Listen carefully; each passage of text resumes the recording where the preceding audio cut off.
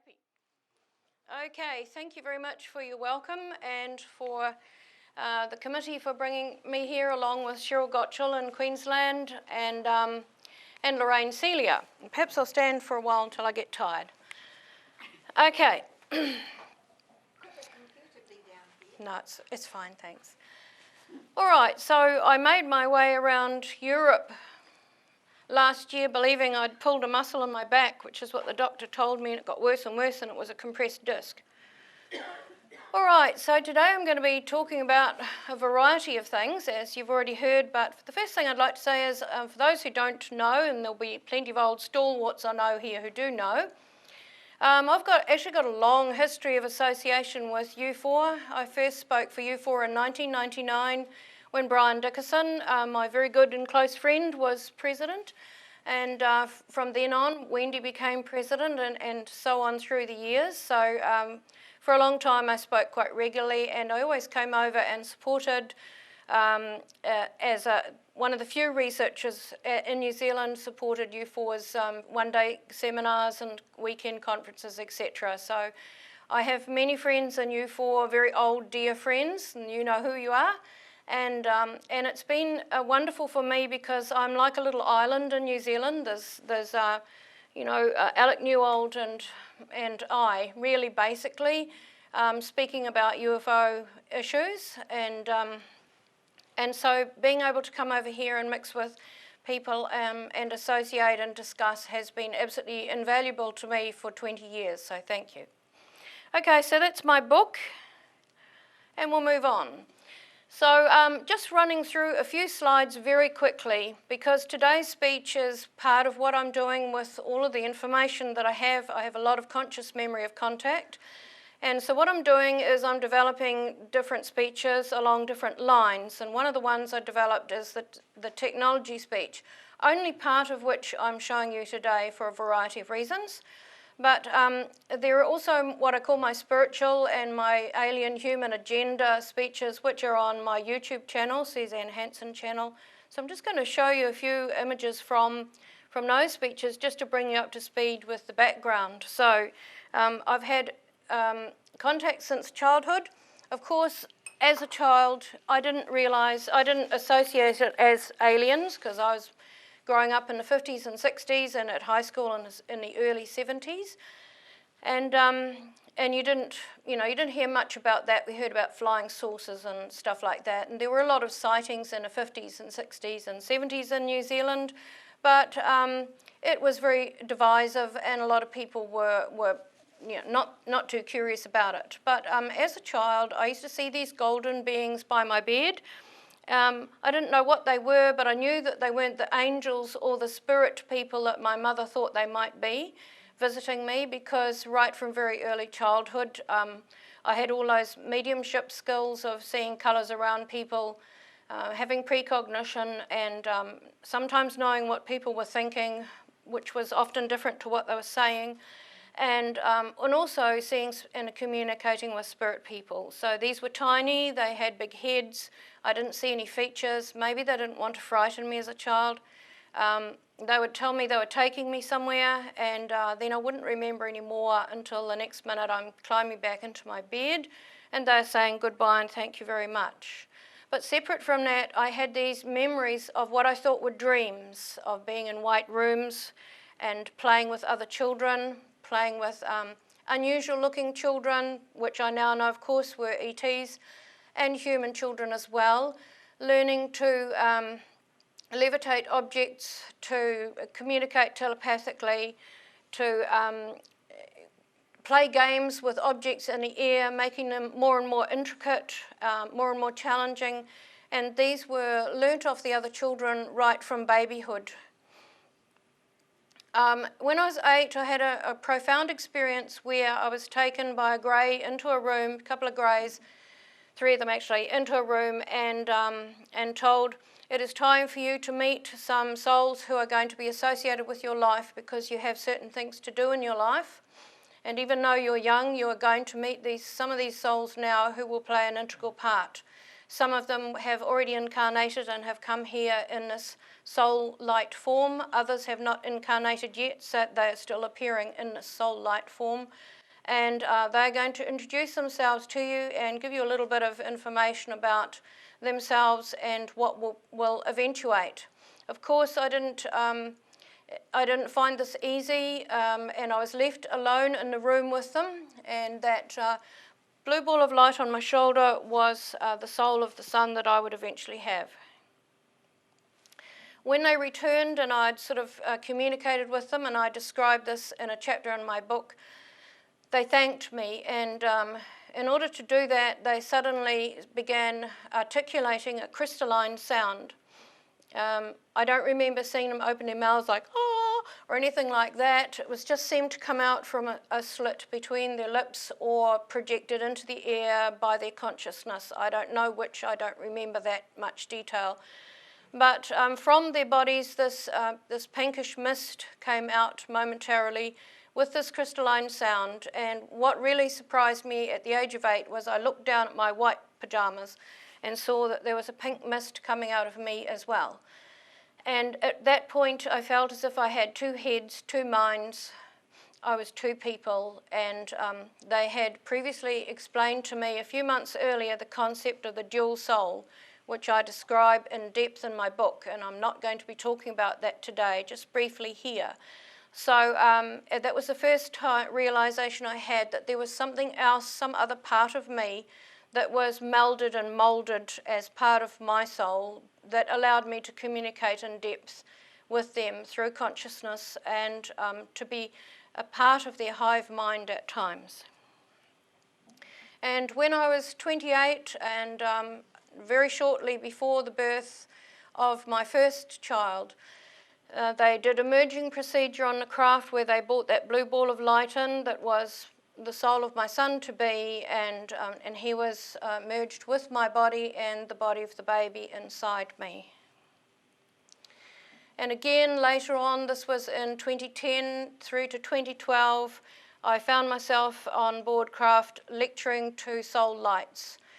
So here's this repetition of the appearance of people and souls and in the form of a ball of coloured light according to their frequency. And on this occasion, all of those souls you can see there were going to be people who would lose their lives very soon in tragic earth tragedies. And of course we had the Christchurch Earthquake followed by the Japanese tsunami and then a whole raft of other things, tragedies that happened after that. And prior to this happening, I was lecturing to these souls and asking them if they would return to a grey craft when they passed over. And instead of going to the field of consciousness to lie there and rest for maybe hundreds of thousands of years before choosing another life, they were being asked to go there, train on what is needed on planet Earth and incarnate very quickly to keep that progression of evolution going on into the future.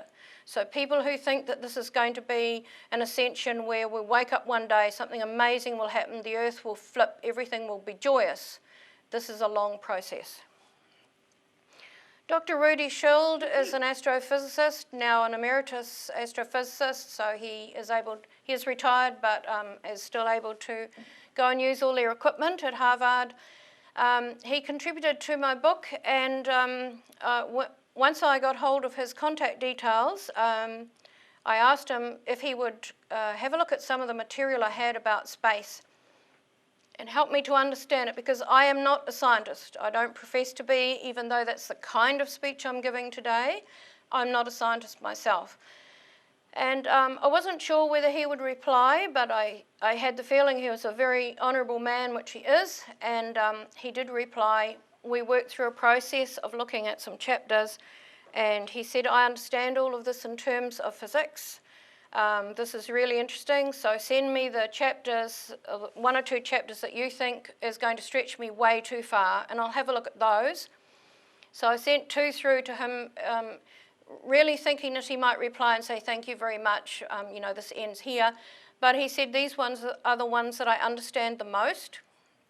and I'd like to be part of your book. I did not ask him to be part of my book. He offered, and I was very grateful because he helped me to understand a lot of things, but he also put me in touch with other scientists and other experiencers. Okay, in February of this year, I was asked to speak at the International UFO Congress in the States in Phoenix, 1,200 people there. That's only half of the auditorium that you can see there. That's me, that little dot up the front. And for the first time ever, I was actually asked to really define some of my information down to one aspect, and that was the new physics of consciousness and intelligent light, which is my phrase. They just wanted to know about the alien technology. Not all the spiritual stuff, not all the agenda stuff. And I thought this was probably because of the little soft disclosure bits and pieces coming out of the Pentagon, and they were going to be having Alessandro speaking on Skype later in the day. So I thought they were just building up that trend in the conference. But as it turned out, it did me a real favour, because afterwards I was approached by quite a number of scientists who were there, who gave me a lot of information and who I'm still communicating with over Skype. You'll see one of them has given me his entire PowerPoint, which relates to something I'll be talking about today. And I think that we need to realise, I don't think we do realise so much in Australia and New Zealand, how many scientists are involved in a subject. Certainly in the States now, it's a very different atmosphere. People don't want to hear airy-fairy stuff. I got told all the time, we liked your speech because there was detail and there was some meat in it and there was some facts in it. We're sick of hearing the airy-fairy stuff. We want something that is more tangible. And that's a real departure, even though there is very much also the new age intrusion happening into the field. There's also the demand for something a bit more concrete. So here we go, just leading up to talking about certain incidents on the craft. We'll look at a few slides. So Michio Kaku, the theoretical physicist in the States, said, what we usually consider as impossible are simply engineering problems. There's no law of physics preventing them. So things that we once thought of as gospel, we've now been stretched to find that there's avenues here and there's avenues there and there's levels here and there's levels there. We're really getting to see a much bigger picture than what science has presented to us in the past. So talking to my good friend Gary Heseltine in the UK, we talked at a conference in Toronto together about, well, what is evidence? Because Gary's very hot on evidence, being a former detective in the UK. And putting it in layman's terms, these are actually 5 legal aspects of what is acceptable in a court of law in terms of evidence, but I've just put them in layman's terms. Real evidence, tangible things like a weapon. So many skeptics will say, well, why can't you bring something back off the craft? Really? That is very naive, and it really is a facile argument that they put forward to people like myself, because you're never going to get off a craft with something in your pocket, and it's usually your pajamas or your nightgown anyway, and there's nowhere to put it. So there are scanners, they can read your mind, they know exactly what you're doing, what you've done and what you're going to do, so why would they allow that to happen unless they wanted it to at some stage? So that one just doesn't compute for experiencers. We're up against walls with each of these 5 things. So a demonstrative piece of evidence like charts, graphs, photos. No, same thing. We don't take a camera on board. We're gone in the night or from a particular place in the daytime, and we don't have that opportunity. Documentary evidence like a letter, a document, an invite onto the craft. Something like that, no, that doesn't count either. Testimonial, witness testimony. Yes, there's plenty of witness testimony. But because of the very vague, almost etheric aspect to many contacts, how do you encapsulate something that is tangible in that witness testimony? Even when I began speaking about my experiences back in 1989 in New Zealand, I felt very self-conscious and almost you know, like a fool on many occasions. I had this burning commitment to do it, but at the same time it was embarrassing to me on many occasions because of the expressions on the people listening and the whole aspect that it was sleep paralysis or you're completely nuts, you've got a vivid imagination or whatever.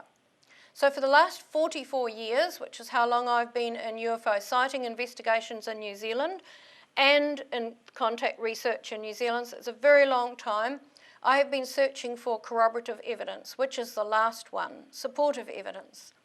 Because there's a lot of very familiar aspects to contacts that a lot of people can talk about. Very, very broad things about what a room might look like, you know, it's white, it's sterile or whatever. But the very detailed aspects of particular technology, particular implements, particular pieces of apparatus or ways of doing things, those are much more specific. And to find someone who can say exactly the same as as you describe it is very difficult, and it's taken me years. Okay, so while we're going through these experiences I'm going to talk about today, I want you to think about the role of telepathy, sentiency, and consciousness in alien technology. Because our technology, you plug it into the wall or you charge up a battery, you start up a diesel motor or whatever to make the technology work in general, but we are moving forward in that and we'll talk about that in a minute. But in alien technology, you're relying heavily on telepathic instruction, sentiency, so tapping into the organic aspect of the craft, tapping into what I call the big brain of the craft and using consciousness to run that technology. And at the same time, I want you to think about the role of spirituality and consciousness in our future technology, because that's the way we're going. We're becoming a telepathic society. So let's have a look at the new physics of consciousness and intelligent light. We've gone through some sudden advances in technology in the last, say, specifically the last 10 to 15 years. Before that, of course, with the Industrial Revolution, we've had a huge jump, but more recently it's tripled, quadrupled, etc.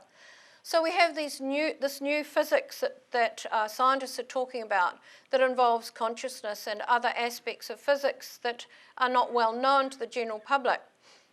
And looking at some of the technology that's coming out in our world, is it following the same path or line in physics as what the ETs have got, as what experiencers talk about in their dialogue, that things that they have seen and experienced? Are we following that same path towards that same technology? Or is it ET intervention?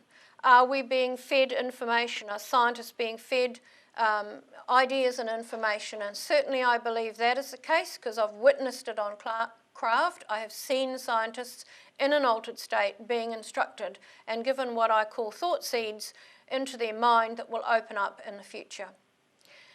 Is some of this being gained from experiencers, contactees and abductees? Yes.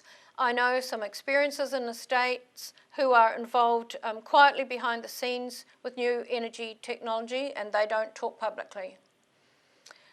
Is it back-engineered technology from craft? Yes, I would say undoubtedly that is too, and you'll see some evidence of that later on. Is it leaked technology from the ETs? Yes. Military black government deals? Yes, undoubtedly there's that in the mix as well.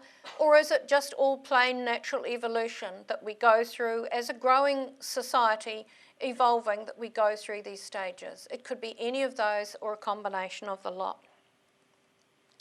So we're going to look at some consciousness-assisted quantum or 3D technology, some space discoveries, some light and anti-gravity.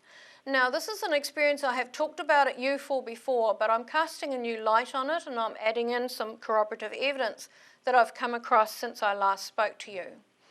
In my book, this is chapter 29 and 30 called The Test, and this happened in 1993. There were no computers in homes in New Zealand in 1993. I didn't touch a computer until 1998, and that was when I used a Word document. And in 1993, there was nothing. 1995, we had a few coming in, and we had them in universities, medical hospitals, etc., in institutions like that, but not in the home. That's the first piece of technology you can see there, 16 humans and some greys going along a corridor, which seemed to light up around you as you walked, no light sources, dark in front of you, dark behind you. Were there sensors? Was it something to do with our consciousness igniting something in the air? I don't know. We were met by two elders, one with a cone-shaped head, one with the very deep furrows. There were small greys in the room. There were quite a lot of greys in the room because this was a test of significance, and usually those elders up the front don't turn up unless it's a significant event. So 16 humans were being tested, and we were given each a task to do, and each task was different, but of equal difficulty, so no one had an advantage over anyone else. And the test was not to see whether you could pass or fail the question or task that you were given to do. The actual test involved whether or not you could use what they had taught you and the technology that you were presented with to complete the test. So it was a test of your capabilities using consciousness and all of those other things you'd learnt since childhood. So the 16 of us, this was a very important test that they were doing on this occasion. We were assigned a partner, a small grey, to sit with us, and he gave each person a download of material. So we're talking about volumes and volumes of, say, encyclopedias in terms of volume that was put into your head for you to be able to access. And that symbol on the screen there is a symbol that encapsulated everything they know about me to that point. Okay, so here's the first little piece of corroborative evidence when you see the word tablet. Now, tablets have become very commonplace to us. Most people have got a tablet, small laptop or something like that. But this was 1993, and we were given a small tablet with slightly rounded edges, which my husband hasn't achieved there on Photoshop. But it was very thin, like very thin plastic. It was flexible, you could bend it and shake it. But embedded within that very thin plastic were these images. And those images were alive. Some of them seemed to be alive in that they were standing out from this sheet of plastic, which I now know to be 3D. But in 1993, the only way I could describe it was to say the pictures were standing out in the air. And I still have my old speech DVDs and videos. I still have my written explanations of what I saw at this time. And that's how I described it, because I had no other terminology at that time. There were 2 boxes of script on mine. There was a single planet up to the top left, bottom right. There was like a chart of an axis between planets or points. And there was a group of 3 planets down the bottom with magnetic fields surging around them. My job was to find the way from one of those planets past the other to the last planet without disturbing their magnetic fields. Okay, so while I was doing this, I was able to access not only the information that had been put into my head, which incidentally I could just go through like this. Could I do that here? No. But that's what you do. You just bring it into the mind and you go through it. And when something feels right, you stop and you look at it more closely. But you're not looking with your eyes, you're looking with your consciousness. It's all there around you, in your mind, in your auric field or whatever. That's where it is. It lies in consciousness, in your association with that technology and the craft. And you'll note my right hand is on a rubber pad that connected me to what I call the big brain of the craft. And you'll see out in front of me, this is a very old drawing my husband did a long time ago. He could not, of course, on a flat surface create a 3D image, but that is some data and script and a diagram that I had decided to describe to him that I'd chosen to bring out and look at closer. So he's drawn it that way to show that you could just bring out a part of that information and look at it more closely. I could also access information through the computer itself, which was like what I now know to be a massive internet, an alien internet. And the little grey you can see standing there beside me, purring away as mine's ticking away, he was giving me bits of information along the way, so I was having to also absorb what he was saying. He was not helping me to cheat or anything like that, but he was adding to the information, because at every possible moment, certainly the greys I have had contact with will educate you at every possible opportunity. And because my task was to find my way through a group of planets without disturbing their magnetic fields, he was talking about ribbons in space. So he was adding to the information. And he said that there were ribbons of energy through space, and he commented that thousands of aircraft traverse our skies daily, and we will eventually understand the harmless disturbance to natural energy fields is causing to life on Earth, affecting our health and nervous systems, as well as the pollution caused by fuel consumption. But the ribbons of energy through space, he said that they ride them. They go through this. They go through these energy fields and that flow. And he said there's the macrocosm all the way down to the microcosm. So right through larger space in the galaxy, there are these fields between the magnetic fields of galaxies in the universe. And then you come all the way down to the energy field within a solar system, the tracks and ribbons there. And then you come right down to the planet itself, and in our atmosphere there are the same tracks and ribbons of energy caused by climatic situations, by the turning of our planet, by strange energy emissions from our planet in certain places, etc.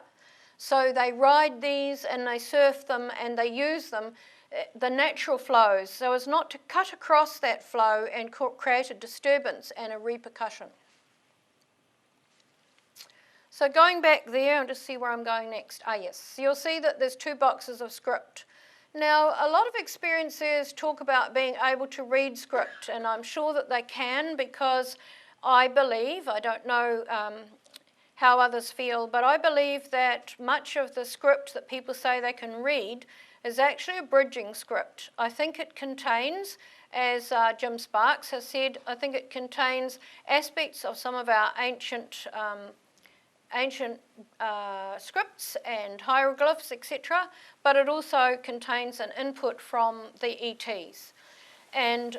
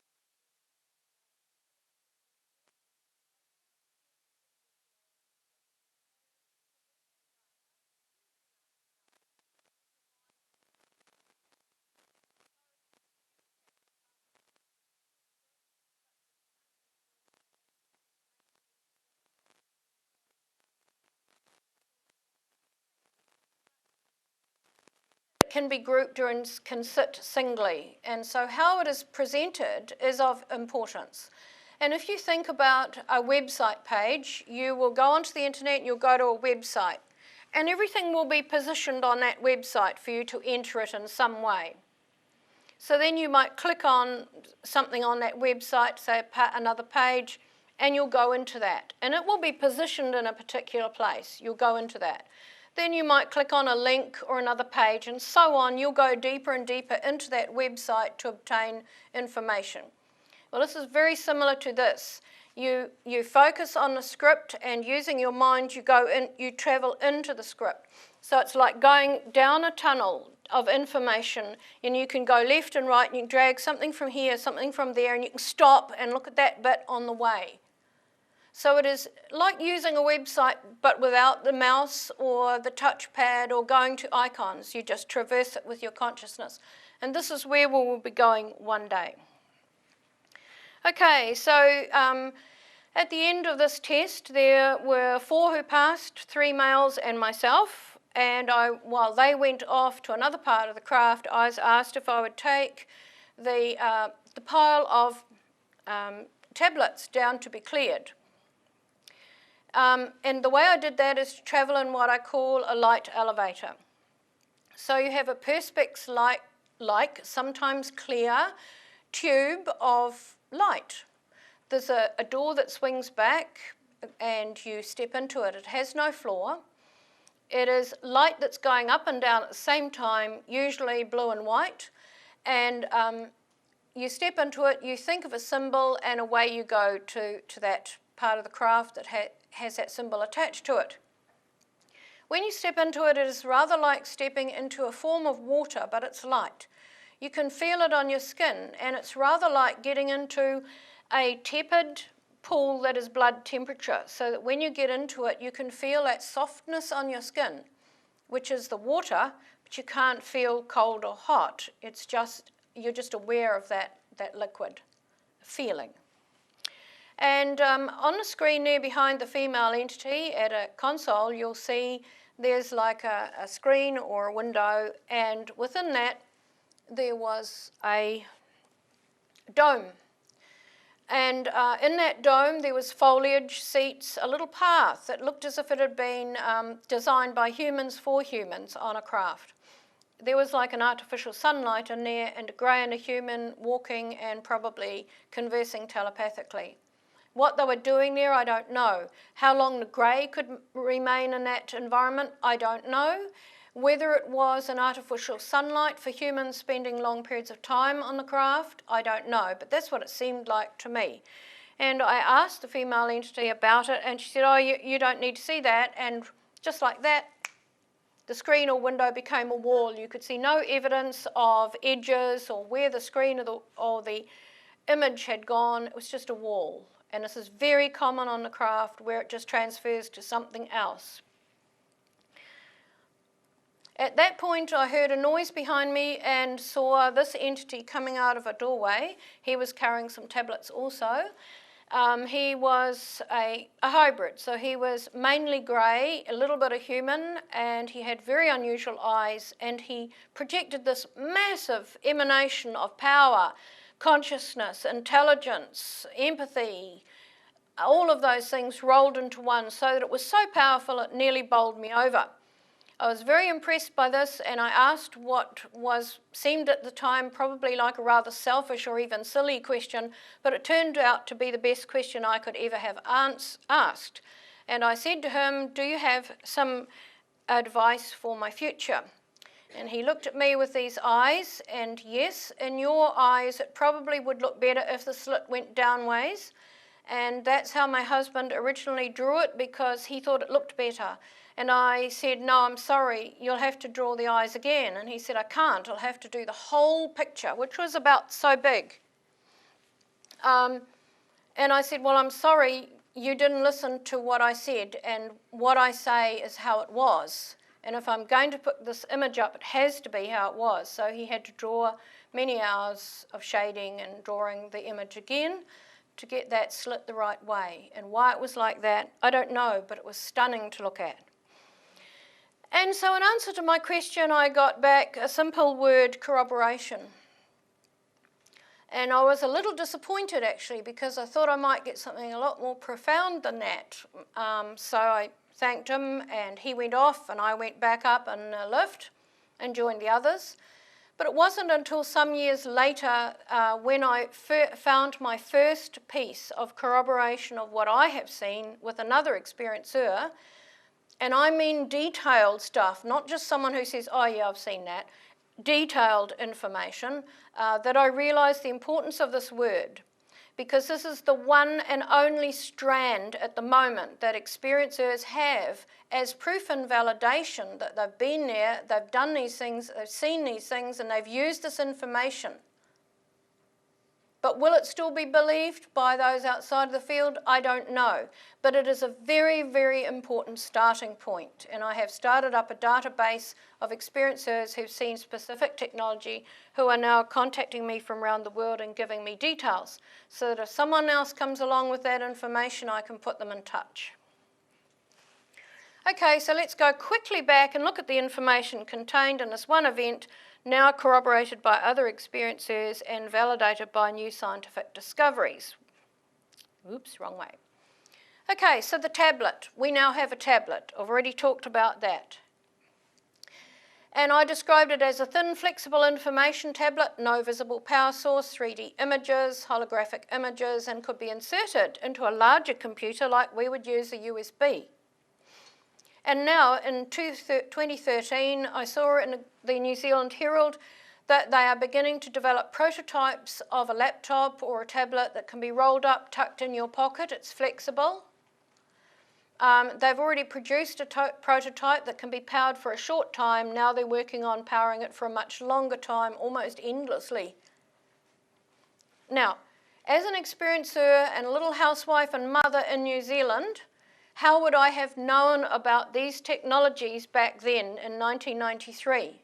So you can see how far we've moved in a very short space of time.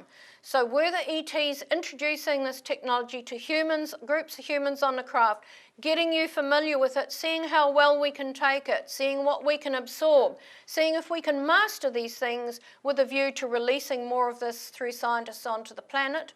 Or are we just following the same line of physics, following along behind? So in 2010, 11, 16, 17, and right up to today, they're still developing flexible tablets, shake it to give it some power, roll it up, bendable, conductive paper, enabling flexible electronics. So holographic images that I discussed about, 3D images, mind melding into the data in a computer, syncing into that data, and the way you could display it out in front of you, holographic form, equals the use of consciousness combined with technology. And that's the way we're heading now, but theirs is much more advanced. We've got a long way to go.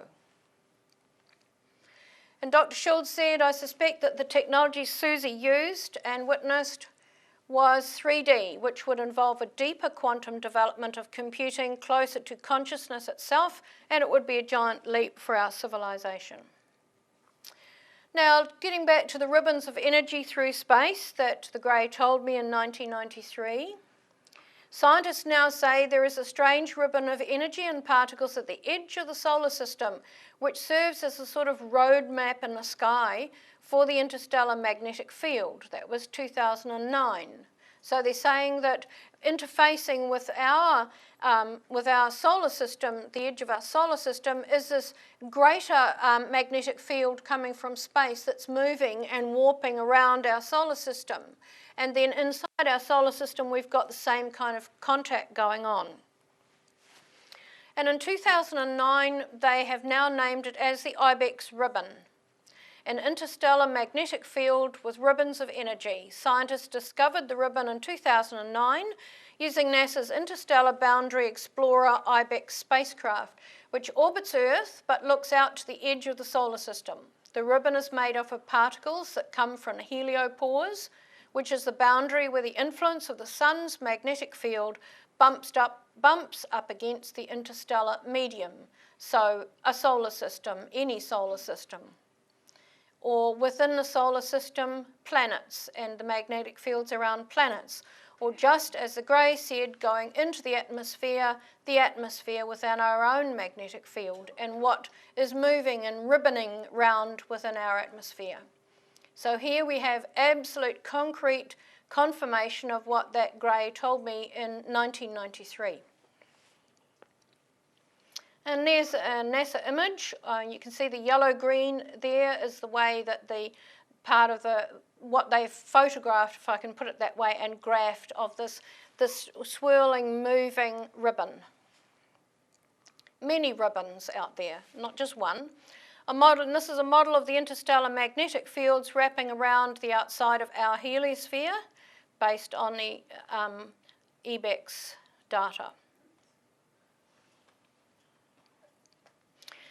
The grey also said that aircraft cause harmful disturbances in our skies. It affects our health and nervous systems, it causes pollution, and of course uses excess fuel consumption.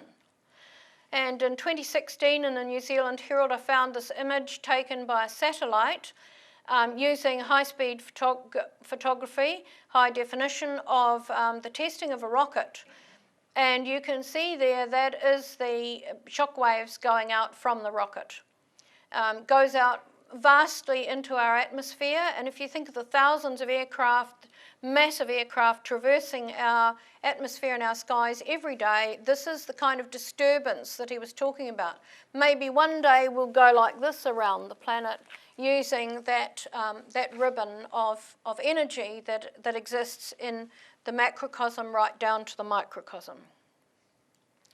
And depth reading script, what I call depth reading alien script, is this an advanced form of perceptual or intuitive learning? So on the right you can see computer with lots of data on it. We are faced with so much data today, we don't know anymore what is what and how to access what we really want, because we go on Google and there's so much stuff. We could waste a whole day and then another day going through all the things that Google coughs up onto our screen trying to find what we want. And we can redefine our search words until we're absolutely infuriated and we give up and walk away because it's just too hard. Well, every day that data on the internet gets greater and greater and greater. So how do the young people of the future manage to traverse this? How do they decide what they need and what they don't need? What is right for whatever their question or study is? So I have discovered that in some universities in the States, particularly Berkeley University and others, they're taking groups of students and they're training them in intuitive learning. So they are given huge rafts of data to look at. They're given it in different forms, be it on a computer screen or books or leaflets or summaries of things in folders or whatever, in all different forms, and they're asked to just feel the energy.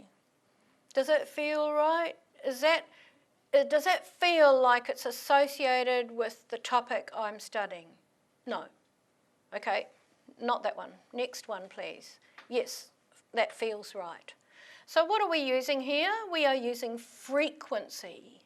We're using frequency, using our intuition to tell us what it is we need. So I'm just briefly going to describe this incident. A 7-year-old boy that I observed on craft being given hundreds and hundreds of images that came up on a screen behind him. He couldn't see it. I could see it. The grey could see it. So he was given hundreds of images. And this was a demonstration to me of how the very young children are being super trained on the craft. They're being super trained in these skills that we're just cottoning on to. So he's given hundreds of images and they were in sets. So think mathematically, think a set A, set B, set C. Each set has got hundreds of images. They were transferred into his brain with a download from a grey. He was then asked to reorder them. So the grey may have said, okay, I want all the mountains that have got blue sky behind them first in that set, and then you can put the rest after that. So in his consciousness and mind, he had to reassess the whole lot, redo it, and then he had to project them from his mind using a touchpad onto a computer. And it all flashed on the screen in its new format, and the grey had a look flashing so that it's so fast it's almost a blur, and the grey says, yes, that's good, you got that right. Well, how many of us could do that? So what was the child doing? Was the child at lightning speed looking at every single image and all the details in it? Was he doing that? Or was he using the frequency coming off each of those images? If the grey said blue sky, blue has a frequency, frequency, frequency. So this is what the child was doing. He was actually doing this intuitive stuff that they're now experimenting with in American universities. So here's a rough picture of it. So the grey gives them a whole lot of information. We've got 5 flowers there that actually represents like hundreds of pictures.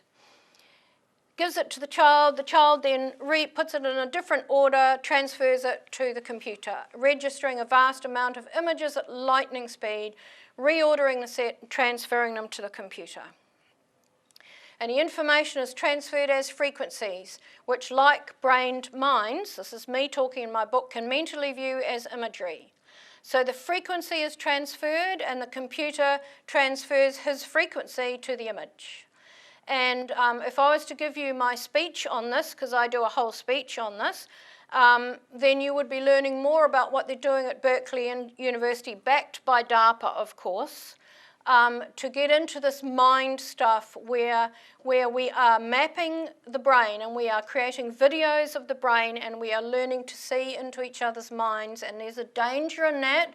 Remember my slide up there, think about the spirituality and consciousness in our future technology. There's huge dangers coming up. The ETs don't use the danger aspect. It's all let's learn and do something different, but we have a different nature, don't we? And so he's just converting a frequency. Purple equals yellow daisy.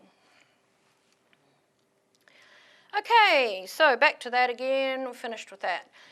And the light elevator.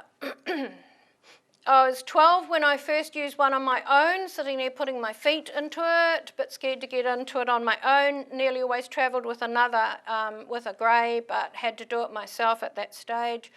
Same look about it. And then when I was researching a speech that I was giving overseas, I typed in liquid light in Mr. Google, and Mr. Google came up with this image. I nearly fell over. Hello, there's my picture.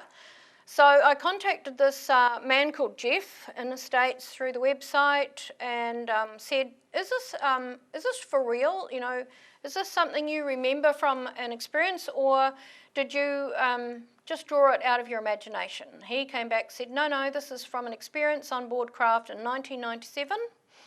And so I wrote back and said, well, can you tell me about it? Because I think I've seen something similar or the same. So he wrote back. I said, be as detailed as you can. So he wrote back and said, oh, well, it's like velvet on the skin. It's like stepping into water, but it's blue and white light. It's flashing and crackling. It makes a humming noise. All the things that I had written and documented and talked about earlier on in my speeches. So this was the first piece of real corroboration for me. Not just trends of things that you see and do on craft, but a really specific piece of information that could not be disputed. I will front up to any skeptic who says, well, you've had some kind of joint hallucination. Because this guy lives in the States, I've never met him. And I still have his emails as proof. And he was able to state things in exactly the same manner as I did, even down to the words that we would use to describe something like this. And when I was speaking here in Australia to an experiencer group in 2005, a young girl, her name is not Anne, that's just a pseudonym, she showed me some images that she'd had from her experiences with her mother, and I asked her, well, what's that one? And she said, well, it's a tubular column and it's got bright, soft, sparkling light and it transports you elsewhere. I call it the transporter. And I said, oh, yeah, and what is it like to travel in it? She said, well, it's like stepping into velvet. Same words that Jeff and I used. And there you are. Can we doubt that those are the same elevator? And Dr. Schuld said the light elevator is almost certainly an anti-gravity device involving magneto-electric influence on gravity under thought control in interaction with the conscious intent of the enveloped sentient beings. That's the sentient beings that travel in it and tell it, I want to go to floor C, please. And in 2016, while further searching for more corroboration, I came across they are now developing liquid light technology at the University of Cambridge, UK. So I immediately wrote to Rudy, Dr. Schuld, and said, listen, Rudy, does this sound anything like what I'm talking about? And he said, absolutely, Suzy, this is just the beginning. And what they have done is they had some kind of condensed water that they endowed with light, and it took on a whole new form. And let's look at the 5-function screen. That screen could be a wall, it could be a window, a communication or display screen, a surveillance screen looking into other parts of the craft or another craft. And it was also an access to a mammoth database, which she called an information storage facility, I would call an internet.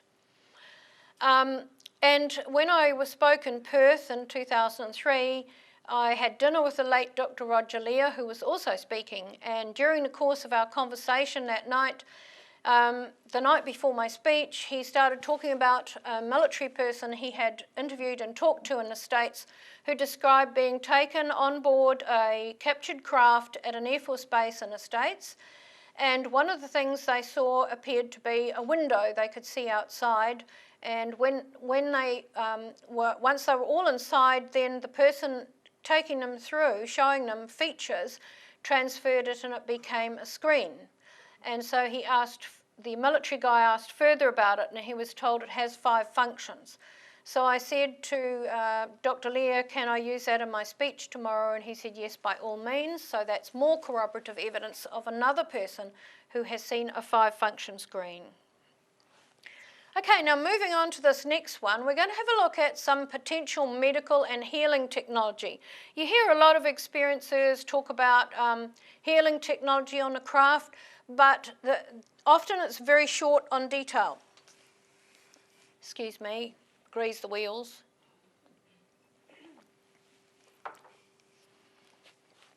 So in 1978, I was taken on a craft and I'd recently had a horrendous accident, and they took me on a number of times to do certain things to me to help me out. They said they couldn't fix me. They were not allowed to fix me. It was not their role to do that, but they could assist me along the way. So I was lying on my back on a shelf bed, and the grey was running this thing up and down my body. It was rectangular with a handle, a bit like a bat. Rose a square red and white lights, shone a beam of light. It emitted a mild electric current or sensation, and he told me it could see into my body. That was intriguing, but I was lying flat, so I wasn't able to see what he was talking about. And it was used to scan parts of the body, and he could send data and images to a greater computer so that they would have all of these details about me or anyone else. And that's what it looked like. So, as I said, a bit like a bat, and it had this reddish light shining out from it. I don't recall whether there were buttons or anything on it, or whether he just instructed telepathically, so my husband hasn't drawn anything on there. And the underside, which I could see, looked roughly like that and was emitting a pinkish red light. When I spoke at the Alien Cosmic Expo in Canada last year, there was a complete whole day of just experiencers meeting and talking. A real room full, like the whole auditorium. There'd be more people than there were here. And one by one, people who wanted to talk got up and had a chat about what they may have experienced. And this very nice man, Steve Boucher, got up and talked about some technology he had seen. And afterwards, I went up to him, and I actually went up on the stage and corroborated what he had seen, which he was very delighted about, and I was very excited to have heard what he said. Because back in 1982, his experience where he saw this technology happened in 1971, but it wasn't until 1982 that the QFORN, the Canadian UFO Research Network in Canada, wrote about it in their bulletin. And they gave him the pseudonym Jack. And he described a grey coming up to him on board a craft and asking him what was wrong with his arm, shining some light down from a handheld object that showed the bone, only the bone. Within that dark patch that he's drawn there on the arm, it went from the vascular system to the bone, you know, to the muscular system, etc. The grey could just change the frequency of the apparatus so that he could see something different in the body. Well, in 2013, another piece of corroborative evidence, Epson and Avena Medical unveiled smart glasses that allow nurses to see through a patient's skin to the vascular beneath. So they shine an near-infrared light onto the skin, and it bounces off the hemoglobin and allows them to see where veins are for people who are difficult to find or whatever. And that's what they now look like. They call them vein viewers. And let's see, Paul, if we can make this work.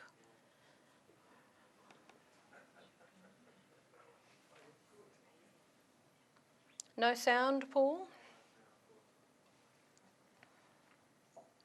Doesn't matter because you can see what's happening. And this is actually in Australia. I think it's the Red Cross are trialling them now. They're right throughout the US.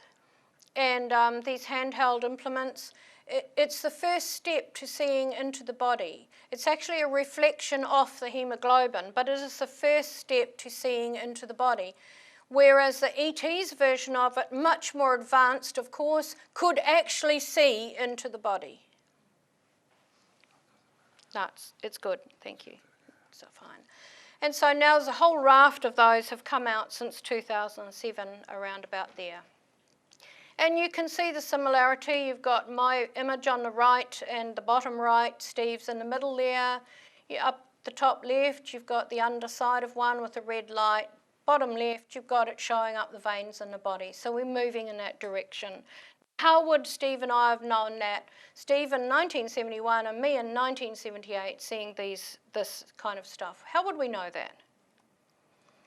In 1978, I was taught to do a rather different kind of thing to see into the body, where we were in a room and humans were sort of given a hologram each of a human body floating in the air.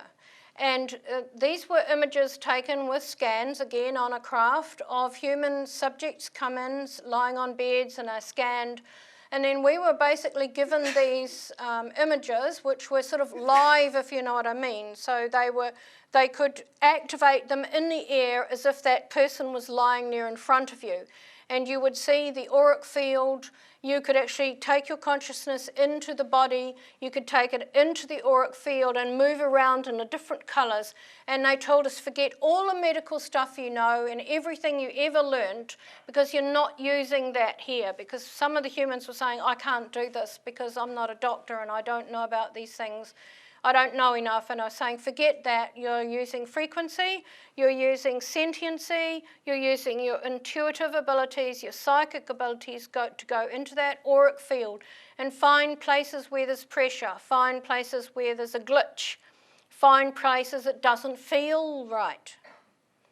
And later on, we were taught to go right into the body, and we'll come to that in a minute. And the first exercise they gave us to do that was to put like a potted plant in front of four of us, foreign plants to me, but to go into the tip of the leaf structure and down through the veins of the leaf, down through the stem, down through the complete stem of the plant, into the knob above the root, and then down into the root, and be able to feel what that was like. Feel the constriction, feel the flow, or whatever. So there we are in 1996, the same sort of thing again, where we were tested about how well we'd learnt this and what we could do, and we had to find what was wrong with a person. And in this is just a Photoshop mock-up, but on this occasion I was looking at a lady who had a kidney problem, and as soon as I had assessed that, and as soon as it came into my mind, the image, the hologram in the air just rolled over like that, and there was a red mark above the kidney, over the kidney, to show like a big tick. Yes, you got that right. So very, very complex situations on board craft that humans have been trained to do. So are they leading us towards our future? But in 1983, that was the time I really saw the big one of this machinery apparatus, and I'd been taken on a craft once again, my physical status being checked out, because like many experiencers, I have an autoimmune problem, rheumatoid arthritis. I've had horrific car accident, all sorts of things, nearly died 6 times now. Some miraculous little intervention happens at the last minute and I pull through and I think, oh God, why couldn't I have just gone? But here I am again. And in 1983 was one of those times I was taken on board the craft with my son, and he thought it was hilarious. He pulled up this little seat kind of thing on a pedestal, and he and a small grey child stood up on it so they could look into my body, and he just thought it was hilarious. Children are much more relaxed on a craft than adults, and I remember being much more relaxed on a craft than as I got older, because as you get older you become aware of what you're part of, and you take it much more seriously. So the interaction changes a little bit, but there's still that humour there with them. So on this occasion they said, right, we're going to look into your body so you can get up on your elbows and have a look. So I did. After they shone that on my rib cage, they said, okay, sit up. So I pushed up on my elbows, had a good look at my ribs, and then they would just touch a little screen and it would go to the vascular system, the organs, or whatever.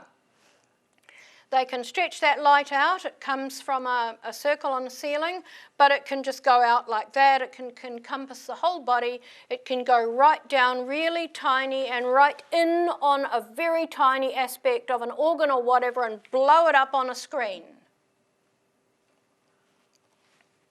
So what are we doing now? Well, this is from the www.anatomage.com website, where we've now produced something called an anatomage table, which is used in many medical schools. I think it may have been developed in Edinburgh, but so they've taken images and scans, very expensive, in-depth scans of human cadavers who've donated their body to science, and so now medical students can look at the vascular system, look at the bones, etc., as part of their teaching.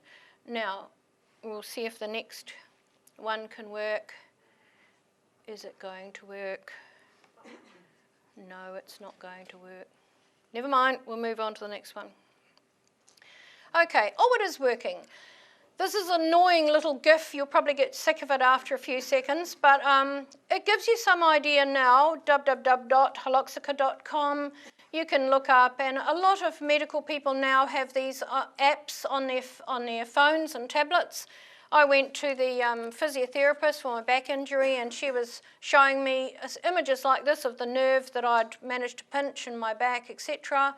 So we've already moved into this arena now, but it's not real time yet. Until now. So when I was at the UFO Congress, I had this delightful man come up to me afterwards and said, "You need to talk to me." And he turned out to be an oncologist specialist from the States, and he sells. No, he doesn't really sell. He goes around and he talks about this machinery, and it is being put into US hospitals. I think there's 5 now in US hospitals. And it's intervention radiology. So he has given me his entire PowerPoint, and I've put some of the images in for you to look today. Because he said, this is the closest we've got so far to what you're talking about the ETs use, Suzy. This is the closest we've got, this technology. So if we have a look at that, you can see the grey area is where the person lies. You've got a lot of complex equipment, and you've got that white bit, which I'll point out. Am I attached? No, that's good. Here, that scans the body, and you see a little lever hanging down there, white one hanging down. That's what the surgeon holds onto. So it's still a little bit archaic compared to what the ETs have got, but he can pull the scanner along over the body, etc., takes a scan, and up on the screen behind you'll see there's an aqua-coloured image there, and that's an aqua-coloured, that's a real-time image of the person's vascular system. So this is used for bleeds. When a person's had an operation, they come out, they go to the recovery room, they go into shock because they've got a bleed. Now, normally they might have had 7 hours surgery already, and they have to rush them back in, and they have to open them up and look for that bleed. So this, they put them on here, they scan them straight away, and they can find it much quicker. They can go in, they can close it off and save the person's life, because he said to me so many people have lost their lives over the years by them not being able to get to that bleed quickly enough. And you will see here what they see in real time. So with the scanner, it can do a 3D scan right round the body. You can see the spinal cord, you can see a bit of the ribs there, you can see the vascular system, and the top one is, has got a wire going up through the artery or vein, and they're able to stop the bleed. And there you can see it a bit closer. So we are creeping closer to what I saw in 1978 and earlier, where you can see into the body in real time, while a person is alive and lying there on the table. And you can go in and save that person's life very quickly, or assess what the problem is. You can zero in on an organ, zero in on whatever, and take action. So there we have the two pieces of machinery. The greys have got this circle on the ceiling that shines this beam of something down. And no doubt there's a lot of technology behind that creates that beam of light that I don't know about. But, and then we've got millions and millions of dollars to formulate that machinery there. But we are moving in that direction. Now, how would I'll repeat again, as an experiencer in the 70s, how would I understand these things and be able to understand the concept of seeing into the body, observing this and experiencing this technology for myself, when we are only just developing it ourselves now? And incidentally, this occurred on a very large craft, a very large Saturn-shaped craft. And there were some particular aspects of this craft that are interesting. So I was taken on board this craft in a smaller one, and we were taken through those archways there, and that whole flange around the craft is actually the hangar. It encircles the craft, and dozens and dozens of smaller craft can go in there. Then you go into the exterior of the craft, and it's multi-leveled. So it's like a great big city hanging in the sky or in space. But the particular thing about this object was that flange across the top there, which you can see is that stripe across the middle that is very light, just above the hangar doors. Now, it's light because from the outside it could be metal that you can't see through, or in this case, metal that you can see through. Metal that can be opaque and shine light out through it. And when you go inside the hangar, as I did, got out of the small craft, you could see through the ceiling. And that's why I got my husband to draw it light like that, because you could see through the ceiling out into space or out into the atmosphere. And on each end, you can see it's a bit brighter on the left and right. And that's because you're looking through that glass, and it's bright light in there, and through the metal rather on the other side. And it's not quite so bright in the middle because you've got the interior of the craft behind it. Now, when I was researching for my speech in Canada, I came across the 1986 JAL 1628 sighting near Anchorage, Alaska, and some of you who are familiar with the old sightings will know about this one, where Captain Kenju Terauchi and his crew on board a large aircraft going into Alaska saw a Saturn-shaped craft. Initially they saw some small craft circling around them, going in front of them, going round under their wings, and then they did a turn to see what else they could see, and as they turned into view came this massive Saturn-shaped craft. And he writes in broken English something along the lines of, I can't remember the exact words, but it was something like, "Oh my God, big craft must get away, run away." So it was a real shock to see this thing hanging in the air. But look what he drew. And look what he drew on either side. He drew the same light bits that I did, and he says, pale white light. And in this photo, up top right, you can see that's a comparison of roughly the size of his aircraft compared to the craft. So he reported this, was brave enough to report it, was immediately taken off being captain of an aircraft and got a desk job, as happens.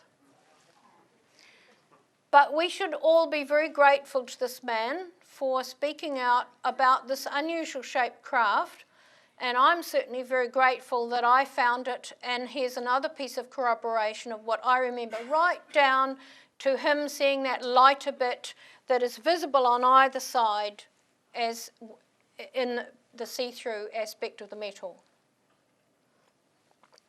Do we have see-through metal? Introducing Robert Salas from the USA. Many of you will know Robert, lovely man, very good friend of mine. We work together a lot. We use each other's material because we have experienced some very similar things, and we are exactly on the same wavelength, I believe. That's a photo of us taken when we spoke in Norway. And Robert contacted me recently. Actually, I'll have to find the paper.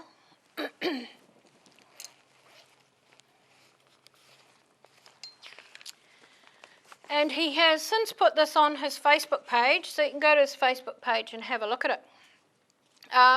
So he recently spoke in Argentina, and Robert said that he was taken to a private UFO museum where there were pieces from alleged downed craft that had come down in Argentina and South America.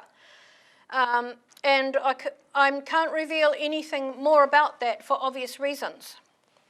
But the person put in writing for him regarding the case of this metal. This was an event that we cannot yet accurately establish a date of. We understand that it was between the years 1980 and 1985 when this craft came down in Argentina. 5 objects were observed in flight. 1 of them exploded in the air and fell to the ground. The police surrounded the area and recovered the fallen remains. The owner of the field was left with a piece of approximately 2 metres by 1.5 metres, and he took it to a metallurgist to identify what kind of metal it was. From that piece, a part of this was cut off and given to this person. They did metallographic studies, and the peculiarity of this metal is that it can become translucent.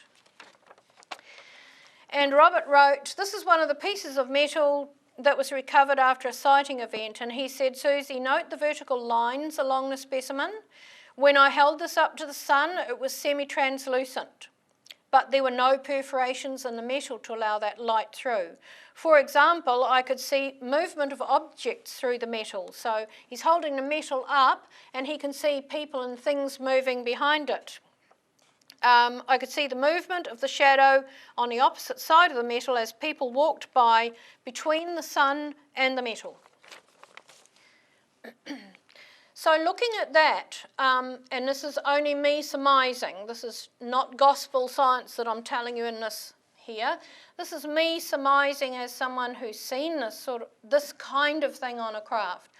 I am wondering if the grooves are some kind of activation so that it can become almost completely see-through. Put something running through it like a current or something, it can become semi-translucent or more translucent or look like metal, look like dark metal. Because that's what I saw and was told about on this big Saturn-shaped craft, how they could adjust the light. It could just look like metal, like you can't see anything through it, could be completely see-through and in between. And now, around 2005, we have now produced aluminium oxynitrate, or ALON as it's known.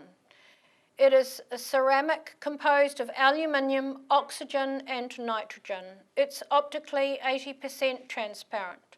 It's 4 times harder than fused silly glass. It can be fabricated using ceramic powder processing techniques, which are relatively simple. And it has combined optical and mechanical properties, which can be used in many military applications, as you can imagine. So we are now developing an aluminium that is semi-transparent, can conduct light through it, can be used for optical purposes, and has mechanical properties, so it is very strong. So let's go back to the core principle, and I'll take a few questions on this half before I finish. The role of spirituality and consciousness in future technology. And what we are doing is we are fast-track developing advanced technology, but we are not fast-track developing our spirituality to go hand in hand with it. And I don't want to sound preachy here, but that is what the ETs are here to help us to do, because they understand that if they are leaking little bits to us, and certainly my experiences I've talked about today of seeing technology that's now come into being on our planet 15, 20, 25, 30 years later, it would indicate to me that they are leading us along that path, they're bringing us up to speed. But at the same time, through the complex programs of the agenda that are outlined in my book, The Spiritual Agenda, at the same time, hand in hand, they are trying to elevate our spirituality, get us working together, get us changing our ways, getting us to be interested in preserving the very planet that our feet rest on. And what have we always done in the past? Well, we have produced nuclear technology and guns and warfare techniques that can harm each other, and it's all about control. It's all about making others subservient to your will, and it's all about being the first, being the leaders and having control over vast amounts of people and humanity and society. So what we are needing to do, according to the ETs, is up our spirituality. Because if they were to come in with their technology tomorrow, such as many of us have used on a craft, people wouldn't be able to use it, and I'll tell you why. Because encompassed in this consciousness aspect is spirituality. There's consciousness with negativity and there's consciousness with positivity. We all know all the old stories about witches and witch doctors and all these people. They had consciousness with sometimes spirituality, but on other occasions with negativity. So they have told us that our spirituality is really in the boondocks, and they described it to me as being in the muddy eddies of a river. So you have a lovely river, and in the middle is a deep channel. The water is fast moving, it's crystal clear, it's lovely, you could drink it, and off it goes down to the ocean. But on either side of that river there may be the muddy eddies, the trees that have fallen, and some dead animals there. Someone's thrown their chip packet and there's an old tyre. And there's mosquitoes breeding. That's where we are. So in order for us to use their technology, we need that spirituality. It won't function. And when you go on a craft, they say to you, raise up, raise up, raise up. And it gets to the point when you're a teenager or about 12 years old, they don't need to say that to you anymore. Because when you go on the craft, you automatically, you expand outwards, outwards, outwards, and you raise your frequency in order to be able to operate and match what's on the craft. And if you are not leading a spiritual life and you're a bad egg, you won't operate the stuff, and they'll say, sorry, put you in another program now doing something different. And I think this is what we need to grasp. There are so many people that I talk to who are so afraid of AI, artificial intelligence. Oh yes, be very afraid of AI if we keep on with our traits that we have. Be very afraid of it. But if every single one of us in our own lives, in our own way, makes those improvements that are needed We all talk about it, and we're all guilty of lapses, every single one of us. But it's not about how well you achieve automatically, it's about your intent. If your intent is always to try to be a better spiritual person, that carries a frequency. You may not always succeed because we're human, we're not ETs. People say we're all ETs. Sorry, I'm one of the few experiences who says, no, in this life, we've come here as a human. We may have been an ET somewhere else, we may have contact with the ET, but we've been put here for a purpose as a human. Get this straight. I get so annoyed, sorry I'm on my soapbox now, but I get so annoyed when I hear people say I'm part this and I'm part that and I'm part this and I'm part that. No, in this life, your soul chose to incarnate as a human and you're here to make changes. So forget the whiffly waffly, you're a human and there's work to do. Sorry. I got a message about 6 weeks ago, as I often do in the mediumship stuff or ET stuff, and just as I was waking up, it was this like someone talking in my head saying, and you are going to have to stand up, and you are going to have to speak out, you're going to have to stand up and counted, from now on you have to speak out. And I woke up, who was that? You know, oh my God, what do I have to say? But really all I have to say is what I think based on my experience. And if experiencers can't say what they think and what they've experienced on a craft and what they've been told to people who haven't been on a craft and haven't had experiences, what's the point of us doing anything? What's the point of us saying I'm an experiencer? If you're not going to walk the talk and inform people and say it like it is, what is the point? I don't stand up here for fame, glory or anything else, and you'll hear more about that later. I stand up here because that's what I made the commitment to do, and it's really hard work. But there is hard work to be done, and it's not just me or people like me, it's every single one of us. And people in the UFO field tend to be a tad, like I consider myself independent. Hello folks, I'm here talking to you today, but I do not belong to groups and organisations. I have my own sighting organisation in New Zealand, but the Greys always said to me, remain independent, because the first thing that will be taken down by the governments and the skeptics is the big organisations. So I think that we are on the verge of something, and we all have to act in our own way. And some people say, what do I have to do in my life? You know, I feel ready to contribute. There must be something that I have to do. Can you help me sort out what it is? And I say to them, well, you be kind. It's very basic. You be kind and you lead a good life and you be fair with people. And you put your intent out there, what you would like to do, because you've already decided before you came here what you're going to do. It's just not the right time yet. And when it is the right time, it'll drop in front of you and away you go. Don't anguish about it in the meantime. Join Greenpeace, you know, work with nature, save animals, ill-treated animals, look after the elderly, do whatever you can in your community to help out, because we have to work together. That's how we're going to survive in the future, because there's bad things coming up. You know, let's face it, and I'm not a scaremonger, but there is. And how do we combat that? We pull together and we be the best that we can. And yes, we'll make mistakes, but it's the intent that counts. Okay, so are there any questions for the last few minutes before we have our break, and then I'll do a very, very different second half. Yes?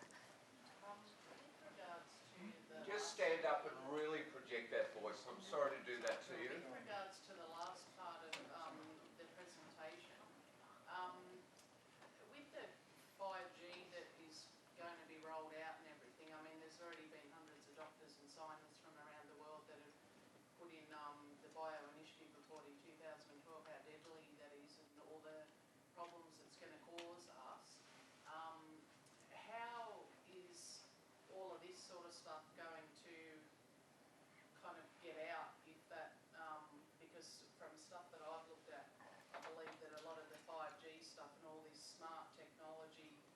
coming, you know, your smart blinds and your smart house and all of that sort of stuff, is all part of the Internet of Things, where they're trying to get everybody connected. Yep. Via however it may be, microchip, I don't know, whatever. And then there's also with their plans where they, at those TED Talks, where their technology, they're already saying that out of the virtual reality kind of thing, where you could have the experience of anybody in the world, like say someone skydiving or whatever, you can feel what they feel without even doing it. And the line will be so blurred between what's real and what's not. That's the sort of stuff that is coming out to be forced upon us. Like, how does all this stuff, do you know what I mean? Like, how do we... Yes, I do. And the augmented reality you're talking about, I've experienced a number of times on craft. In fact, it was so realistic, I thought I'd been transported to another planet. That's how realistic it was. You could see, hear, smell, you're in an environment. And in my book, I described the virtual reality chair, which was demonstrated to me by a Grey, and that's part of their education system and their recreation, where they can sit on this virtual reality chair, that's what I named it, and they can tap in where they want to go. They can go anywhere in the universe where they've already been and done what they're doing with us. And they can go to any environment and just immerse themselves in it, and they just look at this screen, and this light comes up with stuff moving in it, and they absorb it into the eyes, and they're there. So the thing is, you can develop technology and you can go up bad alleys and blind alleys, and I suspect there will be a lot of that with us, and I think there already has been. But you know, this idea of everybody being connected to this whole idea of the internet, and you know, your home is connected, your oven is connected, you know, your heater is connected, and they can tap into you and find out about you. That's very dangerous. And there's a difference between us being interconnected in that sense and interconnected through pure loving consciousness and cooperation. This cooperation is the one that we're not getting, because the technology is used to control, observe and surveil. And you remember the bit I showed you there with the young 7-year-old on the craft being taught these skills?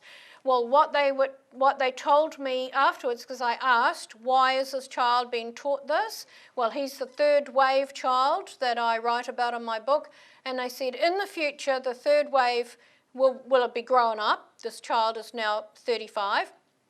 And the only way they will be able to communicate safely is through the method that they've been taught by the ETs. They will communicate with each other. It will be the only safe way. They won't be able to communicate in any other way.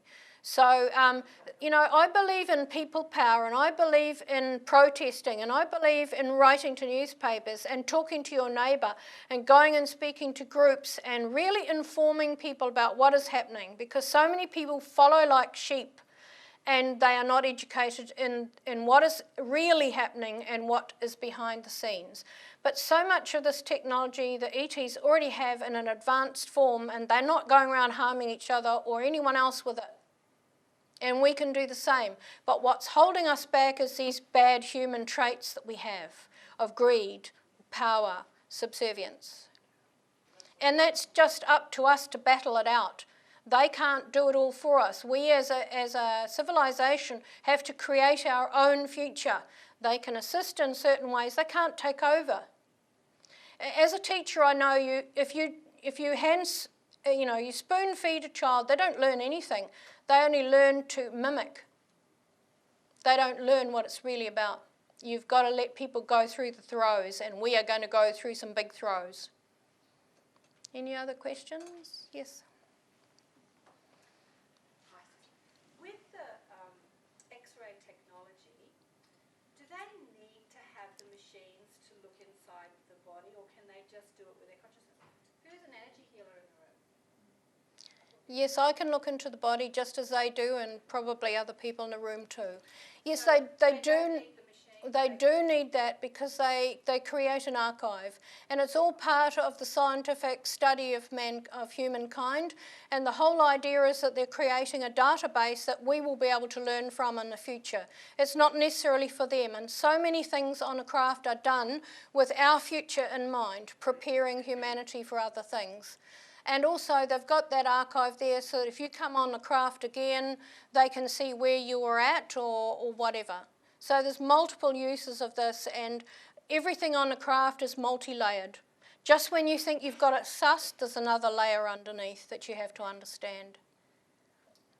Any more questions? One more question. Are you in an altered state of consciousness when you are on the craft? I have been in an altered state of consciousness on many occasions when I've been taken on the craft, and other times not. And this seems to depend, for me anyway, it depends on how fast they have to get you on there, get the process done and get you back. Because, you know, often they're taking hundreds and hundreds of people on just one craft. There may be others in our atmosphere in the Northern Hemisphere or wherever doing the same. And they run to a really tight program because they have dusk and dawn to take into account. You know, they have people's personal conditions, or when a partner might be coming home from you know, work late at night and find there's no one near. So there are all kinds of things, and it's just one massive logistic, complex situation. So are you in your physical body, in your etheric body, or in your astral body when you're there? All of those. I've been on a craft in a physical body, I've been on as a ball of light, I've been on in a spirit form, a ghost-like form, but I've also been on as a grey, where the grey identity or entity has left the body, and I write about that knowingly, that happening when I was 12, but it also happened when I was 4. So, yep. That was the last one. One more. Hello. Hi. What about them? Any background on them, where they come from? Yes, most experiencers will say that they don't actually know where they come from, and they have told me in groups of humans that I've been with that they no longer have a planet, they don't need a planet, because they've developed a civilization on massive craft, and the Greys in particular are here as the front species to a whole lot of species that are working together in this agenda I outlined to help us. They're the ones we interface with the most, because that's their skill, and there are other species behind that do other tasks and jobs to do with this investigating humanity and assisting us. So yeah, they just exist on these very huge craft like cities, and they can produce almost anything they want, and if there's something they need, they can go somewhere to get it. I think we've got time for one last one just there, and there will be time after for you to take questions, but we do need to take a break. Yes. Yeah, look, I made a failed attempt some years ago to learn the Celtic language, and a word there intrigued me. It was one of the most useless dictionaries in this language, anyway, so a public dictionary. I've been warned off it. Anyway, the explanation of the foreign word was liquid electricity. Now, this book was published, I'd say, 1960s, and many copies have been sold. Arthur Electrician had his own company. He was Canadian, actually, on the North Shore, and he had many employees who'd been in that field a long time. I'm sorry I asked, because I'm even more confused with his answer, and I don't think he really knew the answer. So is this in your book about liquid electricity? No, not liquid electricity, because as I said, I'm not a scientist. I talk about liquid light, and as I know it, and Dr. Schuld has made comment on it, but I'm going to be talking to Bill Chalker, who you'll be familiar with. He wants to talk to me about someone he also has been working with who's describing the same thing. But wouldn't it actually be the same thing? I don't know. I'm not a scientist, but I'm working with scientists to try and work out more about this technology I'm talking about. Thank you. In this half, I want to stretch you a little bit. With technology combined with consciousness and spirituality.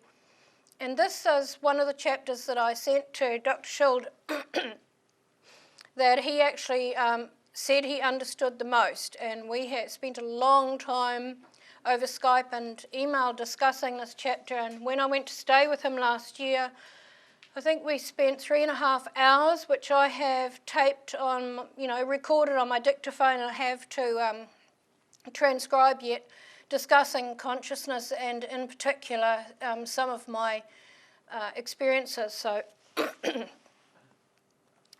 let's start with that one again, the role of spirituality and consciousness in our future technology, always prompting you to bear that in mind, that needs to be a reality. So we're going to have a look at a chapter in my book, chapter 26, A Glimpse of Cosmic Culture, which happened in 1989. I didn't really know what to call this experience and how best to describe it without it sounding like a psychedelic disco, which is what Rudy nicknamed it. But really, it epitomises all of these things put together, and it shows us our potential in the far distant future.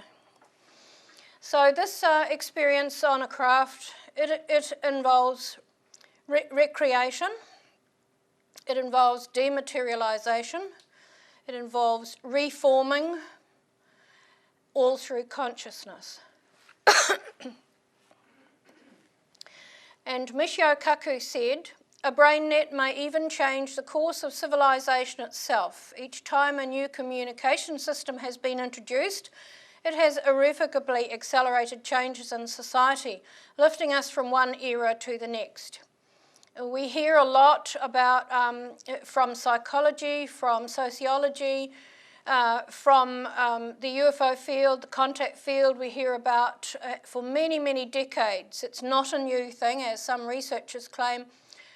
For many decades now, we've been hearing about new humans. And those new humans are not necessarily people who've been contacted by ETs and given exotic abilities. The new human is simply us evolving, and this has been going on for a long time. It is us evolving and changing and adapting to the things that we invent, to the things that we come to terms with, to the things that we advance, etc. So we are all actually new humans in the process of evolving, and they cannot be taken out of context and said, well, these people are different, they are new humans. There's a lot of different complex groups occurring at the moment, and like I describe in my book, and star kids, etc., are only a very small part of that. Many researchers have found it to their advantage to elevate star kids, crystal children, indigo children, new humans, etc., to some elevated position of importance, when in fact, in the whole greater scheme of things, they actually are the smaller portion of what is taking place. Okay, so on this occasion, a group of 7 humans, including me, we were taken into a white room. This white room was quite confined. There was not a door that shut behind us. When you looked back out through the opening, it was like looking through a raindrop. You know how a raindrop sort of magnifies and distorts everything on the other side? It was like you walked through it and you didn't feel anything as you walked through, but once you got into the room, I would say it was quite similar to being in a light elevator without all the flashing, sparkling light. It was that same feeling of being into a slightly denser feeling environment. And when you looked back out through the door, as I said, it was like looking through a raindrop. So there was this liquid air, liquid kind of content to the environment. And the grey with us made the captivating statement, this is a quote from my book, we were about to be surrounded by pure thought, and asked us to move towards the centre of the room. And before our eyes, the walls of the room, or the surroundings of the room, and this is where the technology mixes with augmented reality, mixes with consciousness, because the walls seemed to recede until they were no longer visible. The floor and the ceiling were no longer visible. So it's going from this sort of thing to that sort of thing. And out of this whiteness came a number of figures. Now, I've only got 3 there, but there were more than that, and there was also a mantis figure and a couple of other mixed species. They weren't just all the greys. I've just put that together as a composite to give you some idea. So you go from being within the confines of a room to being within a vast space, and not being able to see the actual boundary or the confines of the room itself. And we were told by the grey that we were to watch, and they were going to perform something for us. So they were going to release something for us to observe, and then we would be invited to join in. They were very accommodating and very, if I was to put it into English, I'd say they were very kind and they were very gentle, they were very subtle. There was no pressure, there was no feeling of you might fail this. It was just like, well, here we are, and we're going to show you our form of recreation, but at the same time, we want you to understand some of the physics and the scientific concepts behind it of what we are able to do. And we were told one day you will do this. So slowly the form of the entities began to take on an indistinct smudgy appearance, and their outlines began to waver and shimmer. And slowly we began to see, they said that they would, with their mind and consciousness, they would colour the atoms, if you like to put it that way, that coming off them as they disintegrated, so that we could see this as a coloured mist and we could understand what was really happening in front of us. So the exterior form, like you can see my shoulder, you can see my head, began to melt away. And in fact, I have seen children do this on the craft, where they just disintegrated. These very young children on a craft being trained, and they're not star kids, they're the third wave that I write about in my book. They're not the star kids. And they begin to disintegrate, and I've seen children do it where they just do it for fun, as he said, recreation. And their whole physical form just begins to drift off into the air like this. And then when they want to, they come back and they reform. And but their consciousness is still there. So although these entities were beginning to disintegrate in front of us, we could still hear them conversing with us, talking to us, etc. So consciousness surpasses all else. Vibrant colours began to emanate from the figures, at first like little tongues of flame, but quickly engulfing their entire bodies with kaleidoscopes of blazing intensity. And what they did was, they said that the central grey who was communicating with us, I described, had this thought voice that was coming to each of us.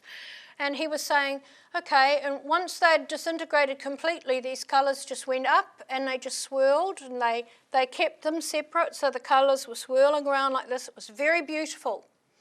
And at that point, he said, we're going to introduce the big brain now. We're going to introduce this like you're in a pure thought, in a great big mind.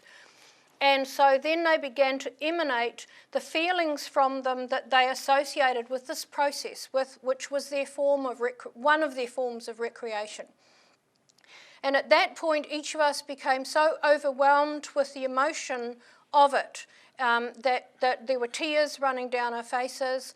It was like you just wanted to collapse down onto the floor, even though you couldn't see the floor anymore, because we talk about being happy, and we use the word joy sometimes. You see it in a lot of biblical things, the word joy, a lot of writings and ancient scriptures, the word joy.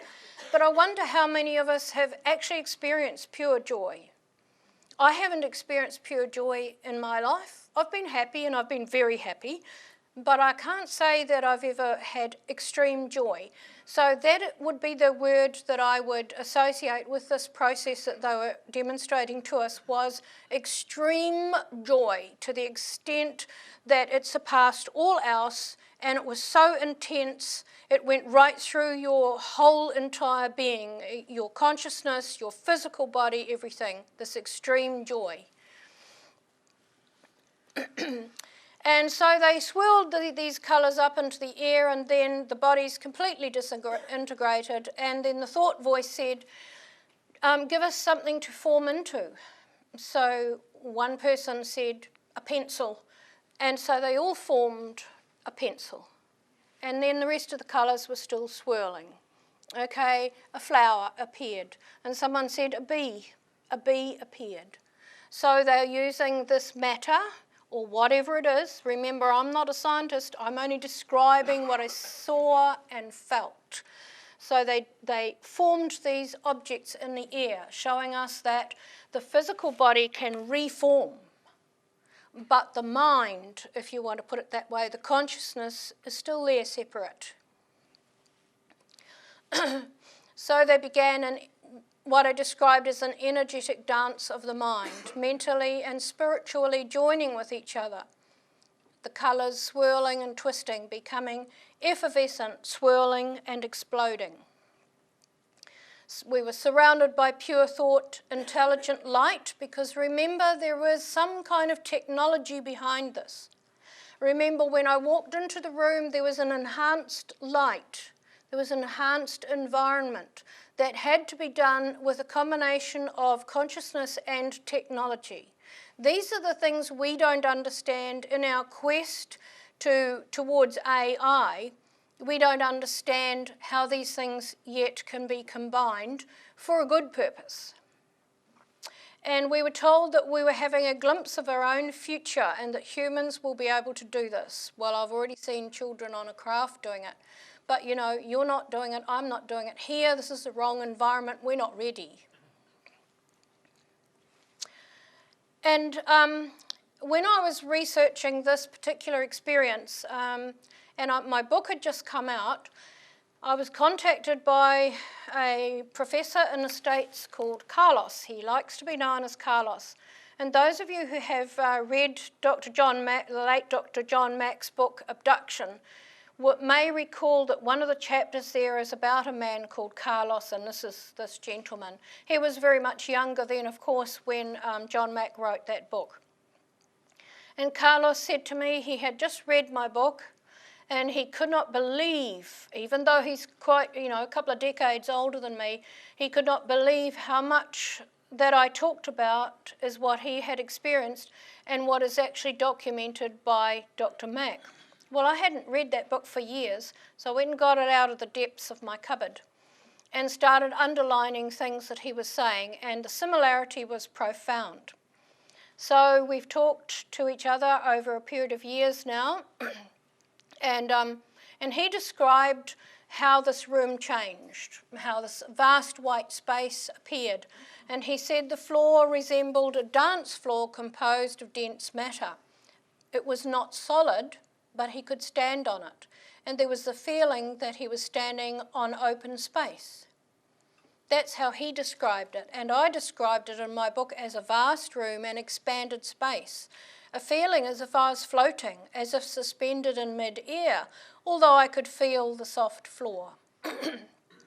So here we have these very similar descriptions of this technology-enhanced vast space in which you feel as if you're floating, but at the same time you're aware there's something under you, but the parameters of the room have disappeared, and you've now taken your consciousness with the assistance of technology and their consciousness into some other space. And Dr. Schild described this experience as very close in terms of the extreme joy and the ecstatic state that the humans ended up in as being the closest thing as a sexual relationship with these entities through consciousness in a recreational fashion. I sort of felt a tad embarrassed when he said that, but he could well be right. That is his thoughts on the matter. Okay, so when we had finished that experience, halfway through they said to us, okay, we are inviting you, we're inviting you to let yourselves go. Let yourselves go and see if you can join us. Just let yourself go. So why they selected out those 7 humans plus me, the 8 of us, I don't know. Perhaps we had demonstrated something in our interactions with them that they thought we might be able to do it. but we couldn't. We were kind of looking at each other, and we could not quite get to that stage where we just let everything go and drifted out like that. But as I said, I have seen young children do that, just like it's like, kicking a ball around. But Carlos did do that, and he describes how he disintegrated into a shower of light. And he describes the extreme ecstasy and the extreme joy that that was, projected from this activity. So, I'm going to make this half a bit shorter so that then I can just talk to you off camera and then we can have some questions. So the big question mark is, and I've talked a little bit about this already, is why are they doing this? Why are they doing this with us?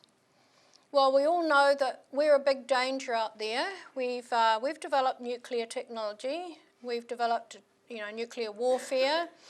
We're planning to go out into space, and Mr. Trump says we're already out there, as well as a lot of whistleblowers. How much of that is true, I don't know. But our intention certainly seems to be, through NASA and other groups, to be out there. So we go back to this status that we are in at present of spiritual stagnancy. And we look at the fact that the UFO community and those who are aware of these related topics is minuscule on this planet. And the UFO community worldwide can be quite arrogant in that respect. And I hear a lot of people say, disclosure has to happen, it has to happen soon, and why hasn't it happened? It has to happen. Why does it have to happen? And everywhere you go, you hear different perspectives on disclosure.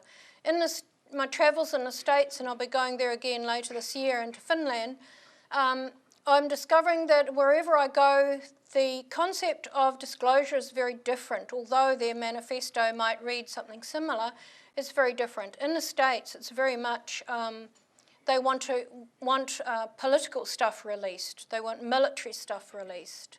They want medical stuff released. And then somewhere in the mix, there's the UFO stuff as well. You go overseas, and in Europe, for example, there are exopolitics groups, and I've spoken at one in Denmark, but there's less emphasis. They've got their files out, same as New Zealand has, and they've seen a bit of skullduggery going on with the files coming out, as I did when I was lobbying the Chief of Defence in New Zealand. Saw all the little games that were going on, and that's a whole other story. But really, what is disclosure? And does it matter if we hear all of these things? Because disclosure is actually us. Disclosure is every time someone has a UFO sighting. Disclosure is every time an experiencer speaks about their experiences. Disclosure is every time a person becomes interested in a subject and searches it on Google.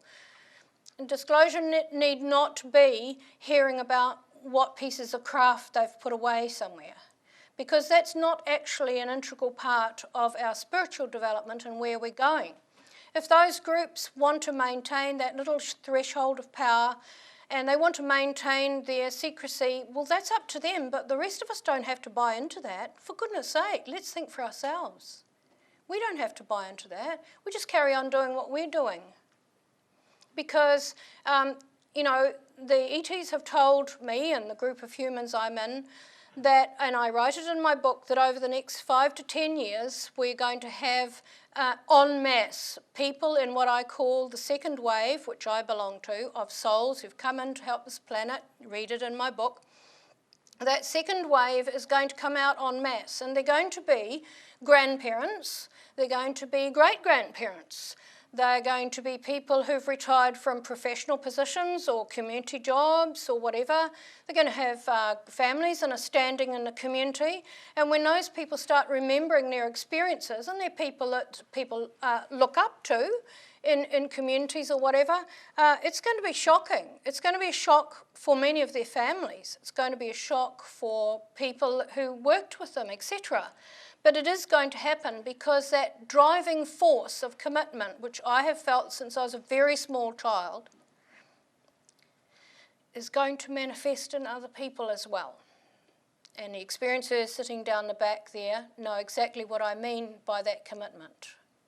And I'll talk more about that in a minute.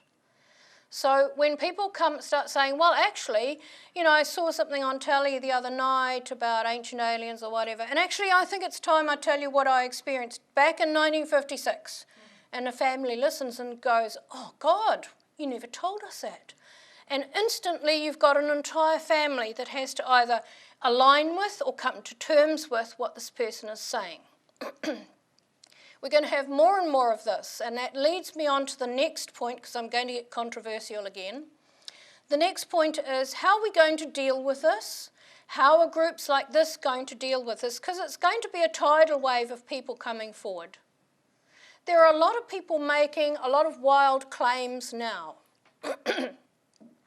Some of them are true and some of them are not true, and I don't care whether you like me saying that and think I'm judgmental or not, because I've been around a long time and I've spoken at a lot of conferences, and I've seen a lot of people who are in there for the showmanship and the circus, and I've seen the ones who are quietly there with their experience.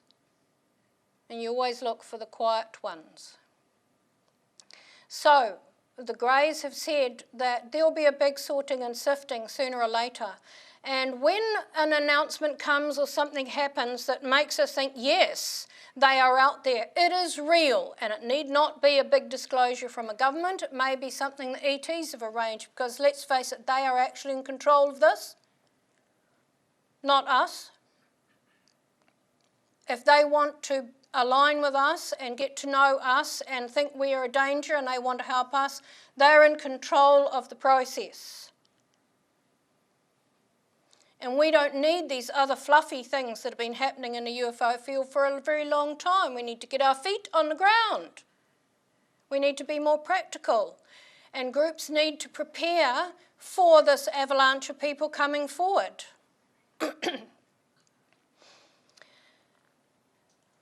Lost my train of thought. So that leads me on to integrity in the field, which is very dear to my heart. It has been for a long time. I've written articles about it. No one's ever written to me and said that was a good article, but I hope someone read it. Integrity in the field. So what do we do with all these people coming forward now or coming forward in the future? We actually need to move to the point where we have properly qualified and informed people to deal with them. Because worldwide there are a lot of so-called researchers and hypnotherapists who actually have no qualifications but sell themselves as having qualifications. Sell themselves as being professionals in this or that. And on their websites they put where they have worked. Hello. That's not the question you should be asking. You should be asking, but what is your qualification? Because I work with a small group of people worldwide who are experiencers, and some of them are public speakers, and we are very disturbed, actually, by some of the work that's being done out there by hypnotherapists, in inverted commas, because they're priming the clients. They're giving them information beforehand.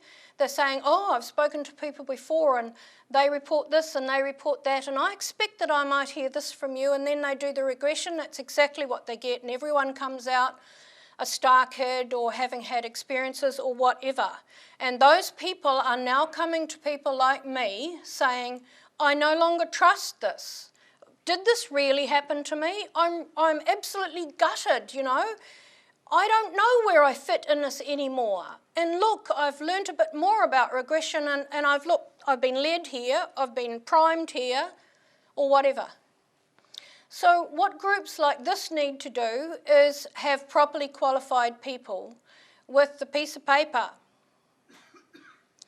and who have read widely and informed themselves on the topic, but who practice it carefully. So you've got people like Brian Dickerson, your former president, trained by New South Wales Police in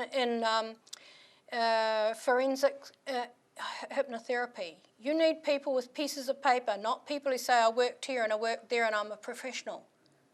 You ask, where is the piece of paper, and show me. And don't let it be a weekend course they did somewhere.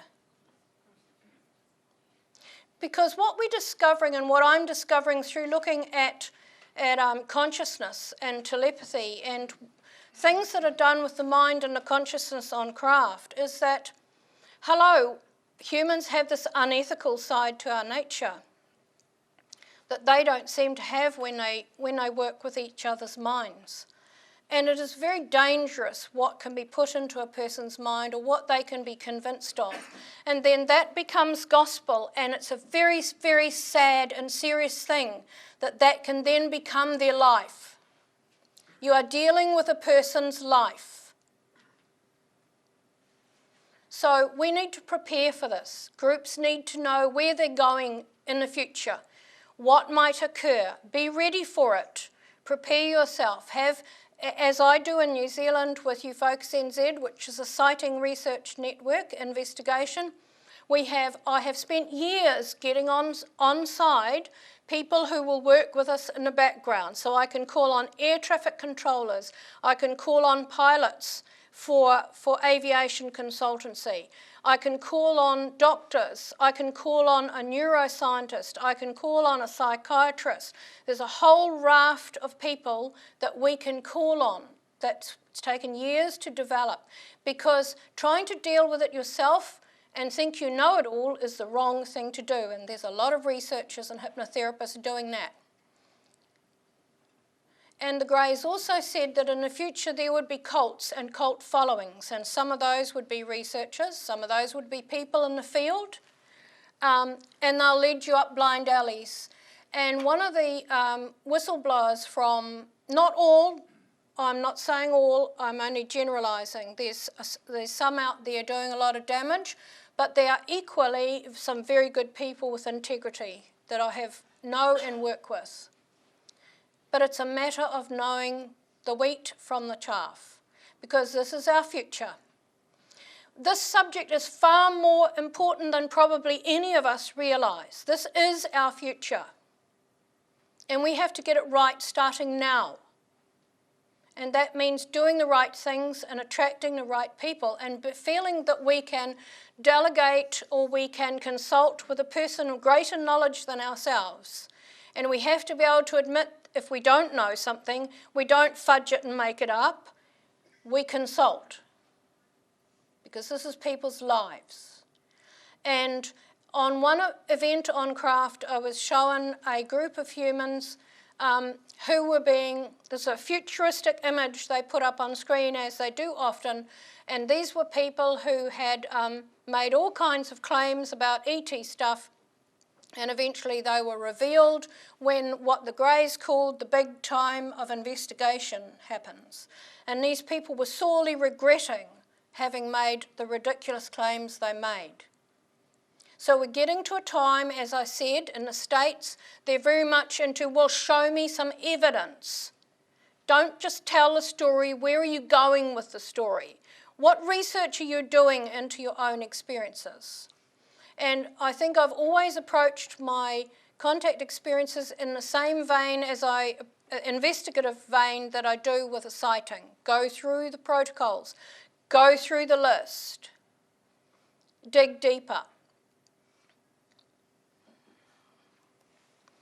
So, why are they doing this? Because at a soul level, that's me, the pinky purple light, that's my son, the blue one. At a soul level, we agreed to do this. Now, there are people who say, well, you didn't, or I didn't, or whatever. It is my experience, and everyone has a different opinion on that. I can only say what I experienced, that I did agree to do this. The alternative life I was offered was an intelligent sponge on a newly forming planet, and I decided I'd take this one. Why are they doing it? Because they are taking mother and baby on board craft. The mothers are part of the programs, a second or third waiver, and they're taking the babies on with mum. As happened to me, this is actually drawings from one of the experiences I talk about in my spiritual speech. and they lay them out on a table, and you've got the same very, very early situation of learning to communicate as I described in the playrooms, but this is with babies. And they lie them on these warm tables with soft edges, whole lot of them. There was a whole room of 7 large tables with babies all over it, mums and greys wandering around, looking at them all, and they watched the kids communicating.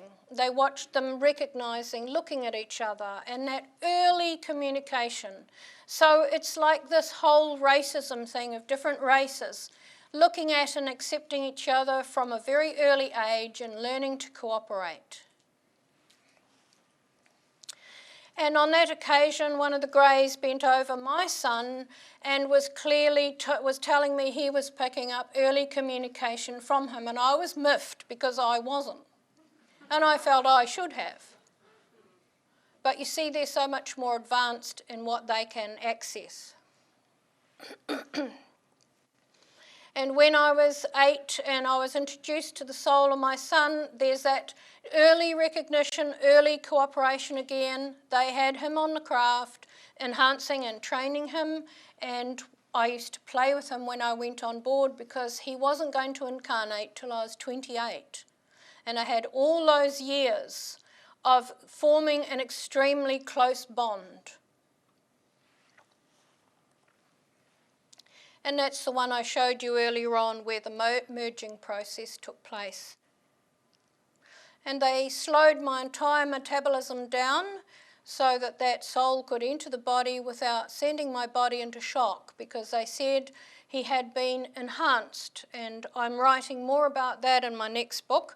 I'm not saying that to sell my next book because I've probably given away more books than I've ever sold. But really it is something that is much more advanced, and I have to think carefully about how I'm presenting it. So we're living in a time of global chaos. We see that every day. And in fact, in every country you go to, and you're sitting there in the hotel waiting, do your speech the next day or whatever, and you turn on the telly in the motel or hotel room, and there's some terrible things happening in that country that you would never hear about on the news in New Zealand. So there's stuff happening every day, and we are so sheltered from a lot of it that it's astonishing. It's astonishing we even survive as a civilization, what we do to ourselves and to each other. And talking to some of the committee in the break about what's happening to the environment. Well, we're trying to cover so many bases at once. We've got the environment, we've got spiritual development, we've got the air we breathe, we've got the soil, we've got all of these things, we've got technology, we've got things we need to clean up, we've got health problems, we've got homeless people, we've got, immigrants moving en masse through countries. What on earth are we doing? No wonder they're here. So, in 1980, 87 and 89, there were 3 crucial meetings I write about in my book, one at an undersea base in 1980, one in 87 on a large craft, and one underground. And this is another speech that Robert and I work together on these underground, undersea bases that we can talk about. And we were shown disclosure of a different kind. And one of the committee members said to me during the break, what about the timeline? Well, the greys will reach, and all the ETs will reach into your mind sometime. They do a quick scan, find a phrase that you're familiar with, that you'll understand, they pull it out, and then they spit it back at you in a sentence or in a concept, and they explain something to you using your terminology that you're familiar with. And so we were told that about disclosure, and we were told it was like a rubber band. This whole concept we have in our heads of disclosure, or the final revelation that they're here to the wider public. And that is, some days it depends on our spirituality and our consciousness and how far we're moving in all of these things, spaces we've got to cover. And so some days the rubber band's right out here and we're doing really well. And then, hello, something terrible happens somewhere that we've created and we're back here. And the next week it might be up here. The next week it's way out here. The tension's on. We're getting there, and ping, it's back here again. And that was their way of describing it. And until we can stabilise that and harmonise that and start moving it like this, we're in trouble.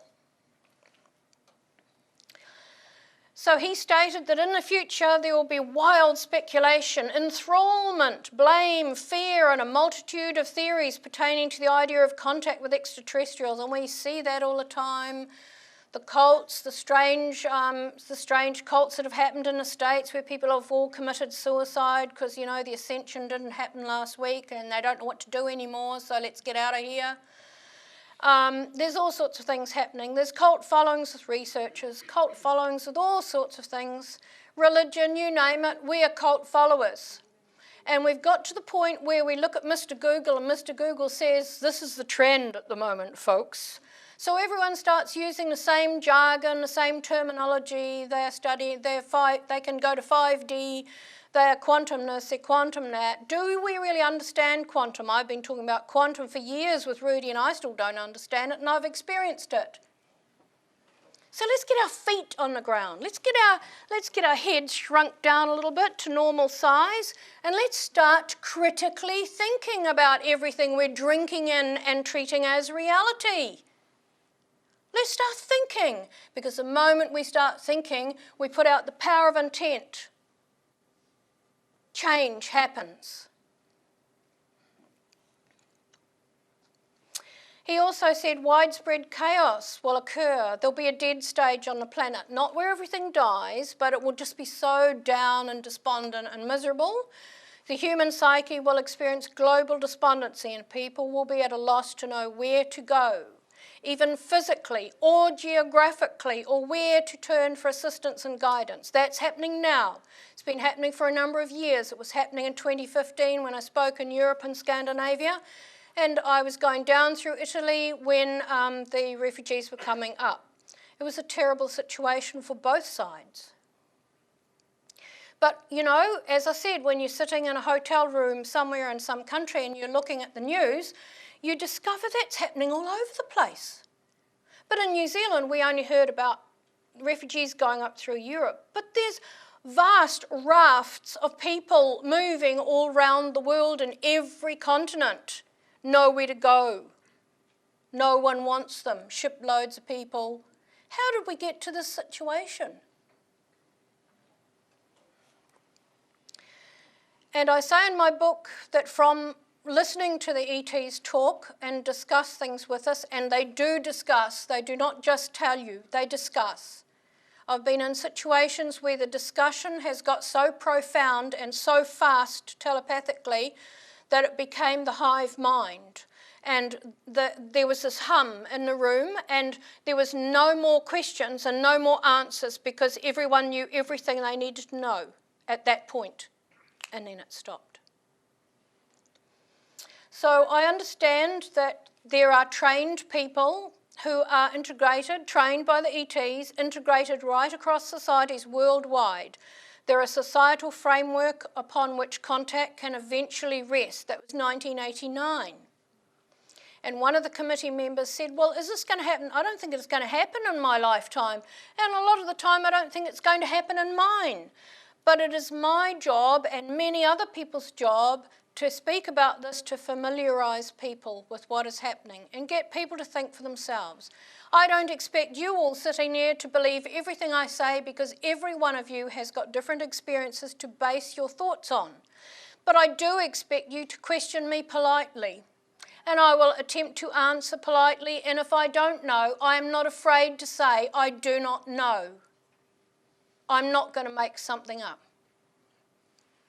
So there are humans trained by the ETs who are in society, ready to step into action should this revelation take place.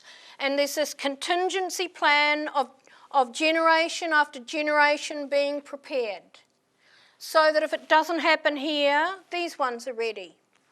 And I might die off, and it might be my son who helps to see it in with his age group. Because it depends on where we are and what we're doing and how fast we're doing it. Communicators, that's the word I've coined for people who communicate with ETs, because in the past we've had the early contactees, the abductees, the experiencers, and then there's a bit of a misnomer because some people are now calling themselves contactees again, but that term is already taken. Please think of another appropriate one. So communicators who have had contact are being activated worldwide, and as I said, when more of them start communicating their experiences and understanding of extraterrestrial contact themselves through a variety of means, it will facilitate an unlocking process in people who as yet have little or no conscious memory of why they incarnated in this life. And don't worry, because as the wheel turns and the cog turns, if it's your turn to contribute, it'll happen. Be nice, be kind in the meantime. How the communicators present their knowledge and experiences to the public will be crucial. This ongoing process of triggering human consciousness is part of our expansion of awareness, a microcosmic reflection of our expanding universe. And that sentence in blue, how the communicators present their knowledge and experiences to the public will be crucial.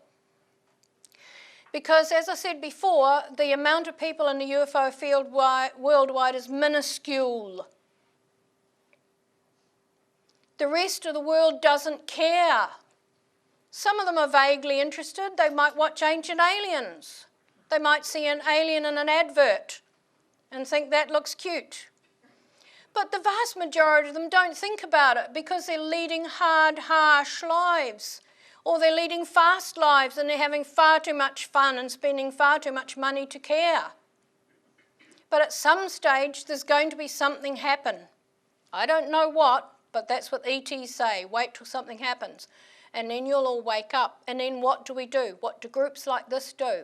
And are we prepared? So I talk to a lot of experiencer groups worldwide on Skype in Canada and Denmark and all over the place, UK. And we talk about how experiencers can prepare. And in the experiencer sessions I took at the Congress in Phoenix, I got them talking about this because year after year they talk about their experiences. And I said, but hang on a minute, can we get past that? We were doing that in 1999 when I was at the Congress speaking. This is 2018. If people need to talk about their experiences because they're a more recent thing that's happened in their life, put them with a professional to quietly discuss it, or other experiencers quietly, privately. Otherwise their material will be ripped off by someone, as some of my material has been ripped off over the years, and will appear somewhere else with someone else's name on it. Talk to them privately because they have to be nurtured. They don't want to be pushed out into the public arena and told, oh, I want to put you up on stage and get you to talk during my speech by some researcher or whatever. They need to be nurtured along, or they're going to go down a wrong track, be very unhappy, as many people have been. We need to look after these people who are going to be coming out. And the way experiencers behave is very important. Okay, we're all human. We all have different personality traits. Some of us are offhand. Some of us are not. We're all different. But please, experiencers getting up, do your homework. Present yourself well. Do your homework. Investigate your experiences well. Research. Don't be afraid to say you don't know. Be truthful. Don't embellish it. There was a head of psychology at a large district health board in New Zealand who flew to the States to hear me speak because he is interested in assisting people with these problems. If you present yourself well and do your homework, you will attract scientists and the public will find it credible. And don't for 1 minute think, as some researchers are putting out there, that sightings are done and dusted and they're not important. I get very irate when I hear that. I'm really on my soapbox today. Because this is how the public will come into the subject. Some of them may come in through the contact arena because they think it's quite curious and interesting, but the vast majority will find it safer to come through the door of the sightings. And unless we maintain those archives and investigate those sightings well and document them, we won't have anything credible to put in front of them. UFOs NZ now has over 10,000 sightings, well documented and archived. That is a treasure trove. And I can get up and speak for hours about New Zealand sightings, and many of those became contact experiences. So they're not done and dusted.